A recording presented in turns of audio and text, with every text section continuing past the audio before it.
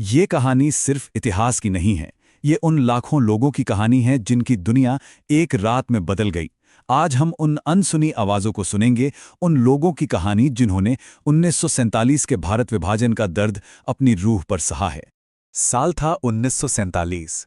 जब भारत का बंटवारा हुआ तो इंसानी इतिहास का सबसे बड़ा और सबसे तेज पलायन शुरू हुआ। सोचिए, 1,20,00,000 लोग रातों रात अपने ही घर में बेगाने हो गए, सब कुछ पीछे छोड़कर एक अनजान सफर पर निकल पड़े। लाखों लोग थे जो बस एक नई खींची हुई सरहद के पार किसी तरह महफूज पहुंचना चाहते थे। इस भागदौड़ और अफरा तफरी के बीच ट्रेनें सिर्फ लोहे की पटरियों पर नहीं बल्कि उम्मीद की पटरियों पर दौड़ रही थी। ये कईयों के लिए बचने का आखिरी जरिया थी। लेकिन क्या हो जब उम्मीद का वो सफर ही मौत का सफर बन जाए, जब बचने का रास्ता ही एक भयानक जाल साबित हो। तो हुआ ये कि 1947 में नक्शे पर खींची गई एक लकीर ने सिर्फ जमीन नहीं बांटी, उसने दिलों को भी बांट दिया। और इस बंटवारे ने ऐसी हिंसा को जन्म दिया जिसकी किसी ने कभी कल्पना भी नहीं की थी। आइए इस बंटवारे की असली मानवीय कीमत को समझते हैं। ये सिर्फ नंबर नहीं है, 1,20,00,000 लोगों का उजड़ना और करीब 10 लाख लोगों की मौत। इन आंकड़ों के पीछे अनगिनत टूटे परिवार और बिखरे हुए सपने थे। ये उस दौर की उथल-पुथल की एक बहुत ही भयावह तस्वीर है। उस हिंसा और नफरत के दरिया में ये ट्रेनें ही उम्मीद की अकेली नाव थीं। लोगों से खचाखच भरी हुई, हर डिब्बे में बस एक ही दुआ थी, किसी तरह जिंदा बच जाएं।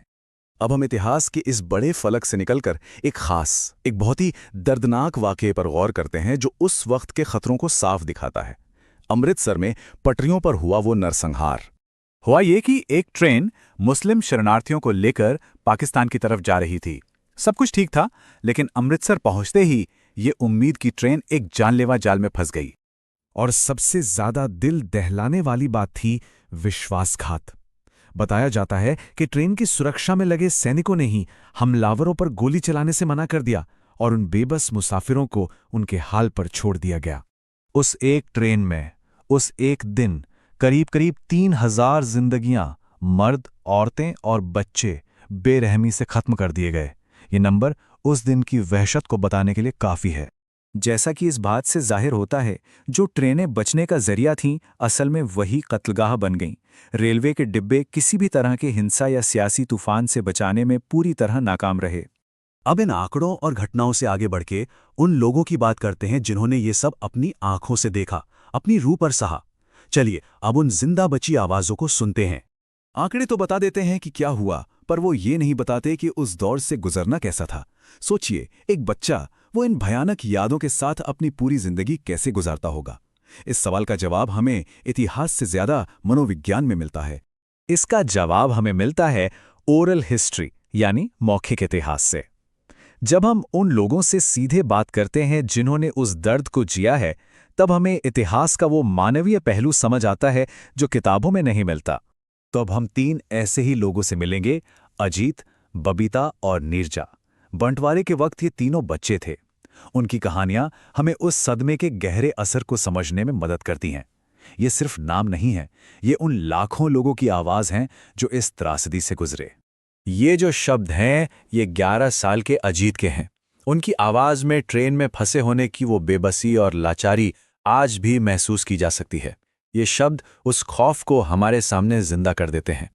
तो सवाल ये उठता है कि बचपन के जख्म किसी की पूरी जिंदगी पर कैसे असर डालते हैं। आइए उन मनोवैज्ञानिक निशानों को देखें जो इस सदमा हमेशा के लिए पीछे छोड़ गया। एक स्टडी में बहुत दिलचस्प बात सामने आई जिसे अतीत में जीना कहा गया है। इसका मतलब है कि बीता हुआ कल कभी बीतता ही नहीं। वो यादें, कहानियां सुनाने का तरीका और सदमा, ये सब मिलकर आज को भी प्रभावित करते हैं। इतने बड़े दर्द से उभरने के लिए जो लोग बच गए, उन्होंने अनजाने में ही अपनी कहानी सुनाने का एक खास तरीका अपना लिया। ये उनके दिमाग का उस दर्द से खुद को बचाने का तरीका था। 2 बातें खास तौर पे देखी गई। एक तो ये कि लोग अपनी कहानी में मैं के बजाय हम का इस्तेमाल करते थे, जैसे वो उस दर्द का बोझ सबके साथ मिलकर उठा रहे हों। और दूसरी चीज थी बहादुरी भरी हंसी, मतलब दर्दनाक बातों को भी हंसकर बताना, शायद उस दर्द को छुपाने के लिए। इस बात को बबीता की कहानी के इस हिस्से से समझते हैं, जो उस वक्त सिर्फ 6 साल की थी। वो उस गरीबी और बेबसी को याद करती हैं जिसका उनके परिवार ने सामना किया था। उनकी हंसी उस दर्द को सहने और उससे आगे बढ़ने का एक तरीका है। तो सवाल यह है कि आखिर ये कहानियां इतनी मायने क्यों रखती हैं? हमें इन निजी तजुर्बों को याद रखना क्यों जरूरी है? देखिए, सरकारी दस्तावेज हमें ये तो बता देते हैं कि क्या हुआ, लेकिन ये निजी कहानियां हमें समझाती हैं कि क्यों ये सब इतना मायने रखता है। ये हमें उस संघर्ष की असली मानवीय कीमत से जोड़ती हैं और ये पक्का करती हैं कि इतिहास सिर्फ नंबरों का खेल बनकर न रह जाए। और ये सब हमें एक सवाल के साथ छोड़ जाता है, ना जाने ऐसी और कितनी कहानियां हैं जो कहे जाने का इंतजार कर रही हैं, और वो कहानियां हमें इंसानी हिम्मत, सदमे से उभरने और यादों की ताकत के बारे में और क्या-क्या सिखा सकती हैं।